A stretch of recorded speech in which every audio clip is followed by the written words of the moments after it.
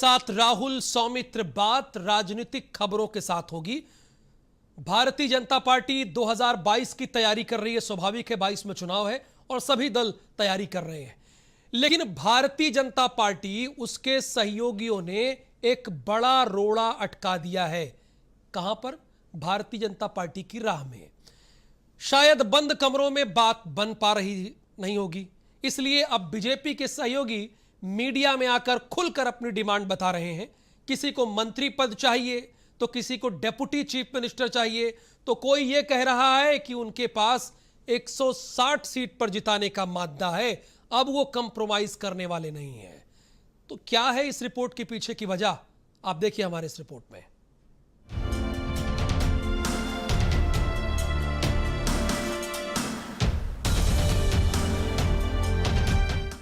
BJP में क्या चल रहा है, क्या होने वाला है और क्या संदेश देने की कोशिश की जा रही थी, ये तो पता नहीं, लेकिन क्या हो गया ये सबको पता चल गया। जिन पिछड़ी जातियों के नेताओं को गोलबंद करके बड़ा संदेश देने की तैयारी की जा रही थी, वो नेता अब सार्वजनिक तौर पर बीजेपी के सामने अपनी शर्तें रखने लगे हैं। बीजेपी आलाकमान से यूपी के पिछड़ी जाति के कई बड़े नेताओं ने एक के बाद एक मुलाकात की थी। शायद ये संदेश देने की कोशिश की जा रही थी कि बीजेपी पिछड़ों को साथ लेकर चलने वाली है, लेकिन अब पता चला है कि बीजेपी कोशिश तो बहुत कर रही थी, लेकिन पिछड़ी जाति के नेताओं ने जो डिमांड रख दी है उसे पूरी करना बीजेपी के लिए टेढ़ी खीर साबित हो सकती है। कुछ ही दिन पहले निषाद पार्टी के प्रमुख संजय निषाद ने दिल्ली में अमित शाह से मुलाकात की थी। उसके बाद से बीजेपी में कई बैठकें हुई और अब संजय निषाद ने सार्वजनिक तौर पर बता दिया कि उन्हें क्या चाहिए। हमने तो कुछ मांगा नहीं, हमने तो खाली अपने समाज के लिए आरक्षण मांगा, अपने समाज का जो दर्द है, रोजी रोटी, उनकी हिस्सेदारी मांगा, अपने लोगों का नेतृत्व मांगा, अपने लोगों के अंदर शिक्षा, स्वास्थ्य, रोजगार के लिए जो कानून बना आरक्षण में मझवार, गौड़, तुरैया, खरवार, बेलदार, खरोट, कोली। अब मैंने उनको इतना ही कहा कि जो आपकी सामाजिक न्याय समिति कहती है कि 23% आरक्षण में एक खाता है, 27 में एक खाता है, तो 23 में हम लिखे मझवार के नाम से। मैंने तो उनसे कहा कि हमें डिप्टी, अपनी सभी बिरादरी को आपने इस प्रदेश में, देश में डिप्टी सीएम बना रखा, तो डॉक्टर संजय के चेहरे पर 2022 का चुनाव लड़ो। अभी देखो 18%। मैं सलाह दिया भारतीय जनता पार्टी को, जो वो सीटें देते उसी में हम मंजूर रहेंगे। और जो उन्होंने कहा था पावर देना दिल्ली और लखनऊ में, अभी अगर पावर होता, ये अधिकारी बेईमान जो बैठे हुए इनको बर्बाद कर रहे हैं, वो मैं 2 मिनट में सही कर दूं। संजय निषाद ने तो सार्वजनिक तौर पर अपनी डिमांड बता दी, लेकिन अभी कई नेता बाकी हैं जो बीजेपी के लिए मुश्किल पैदा कर सकते हैं। ओपी राजभर भले ही बीजेपी से अलग हो गए हों, लेकिन अगर किसी तरह मान मनोबल करके बीजेपी इन्हें अपने पाले में कर भी लेती है, तो फिर ओपी राजभर भी सिर्फ कैबिनेट मंत्री के पद से मानने वाले नहीं हैं। अगर पिछड़ी जाति का हर नेता बीजेपी से डिप्टी सीएम की कुर्सी मांगने लगा, तो फिर बीजेपी के लिए तालमेल बैठाने में लोहे के चने चबाने पड़ सकते हैं। बीजेपी के पास पहले से ही 2 डिप्टी सीएम हैं और कितने डिप्टी सीएम बनाने पड़ेंगे। 150 सीट पर हमने वोट दिलवाया, 125 सीट जितवाया, तब जाकर के ये आज ये बोलते हैं बीजेपी के लोग कि हमारे बदौलत ओम प्रकाश राजभर। घबराओ नहीं, तुम्हारी नैया तुम्हारी बोर करके तुमको सहित मार डालेंगे, जमीन में दफना देंगे, पता नहीं लगे तुम्हारी नैया का।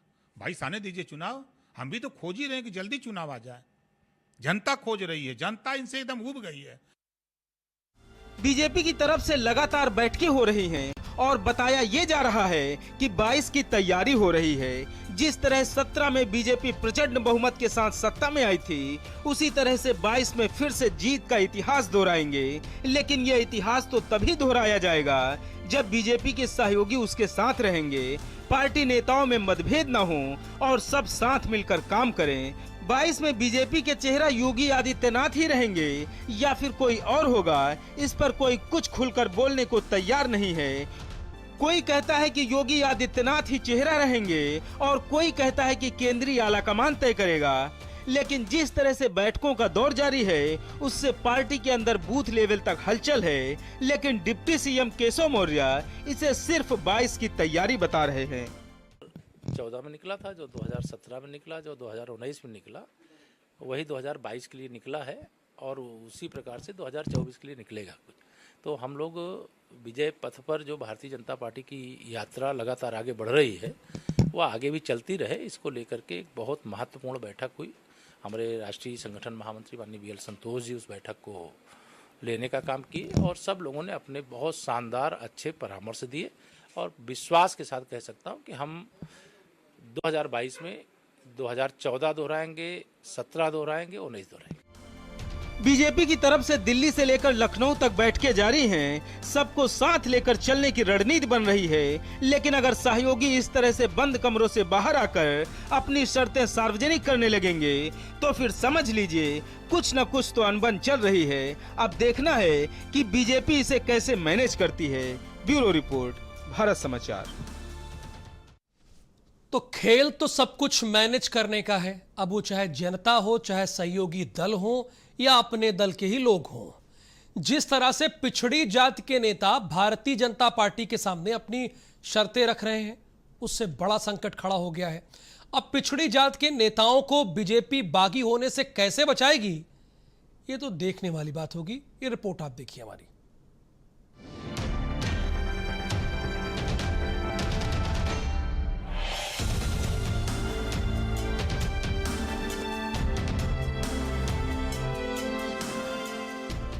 इस तस्वीर को ध्यान से देखिए, ये आपको बीजेपी की पूरी कहानी बता देगी। 17 में बीजेपी के साथ कुछ पिछड़े चेहरे जुड़े थे, लेकिन अब 22 के पहले उनमें से कुछ छोड़कर चले गए और कुछ नाराज हैं।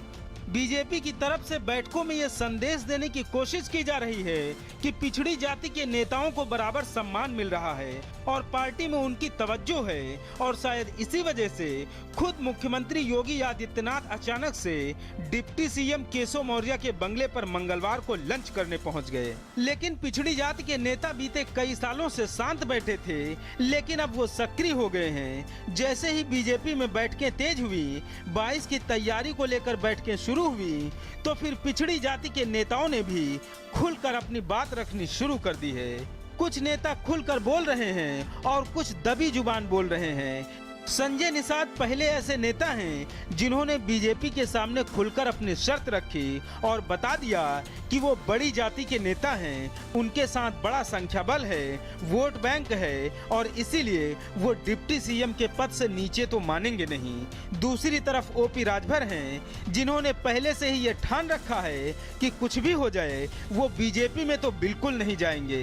राजभर का आरोप है कि बीजेपी चुनाव के समय तो पिछड़ी जातियों को साथ लेकर चलने की बात करती है, लेकिन जैसे ही सरकार बनती है वो पिछड़ी जाति के नेताओं को भूल जाती है। मैं तो उनसे कहा कि हमें डिप्टी अपनी सभी बिरादरी को आपने इस प्रदेश में देश में डिप्टी सीएम बना रखा, तो डॉक्टर संजय के चेहरे पर 2022 का चुनाव लड़ो। अभी देखो 18%। मैं सलाह दिया भारतीय जनता पार्टी को। 150 सीट पर हमने वोट दिलवाया, 125 सीट जितवाया, तब जाकर के ये आज ये बोलते हैं बीजेपी के लोग कि हमारे बदौलत ओम प्रकाश राजभर, घबराओ नहीं, तुम्हारी नैया तुम्हारी बोर करके तुमको सहित मार डालेंगे, जमीन में दफना देंगे, पता नहीं लगे तुम्हारी नैया का।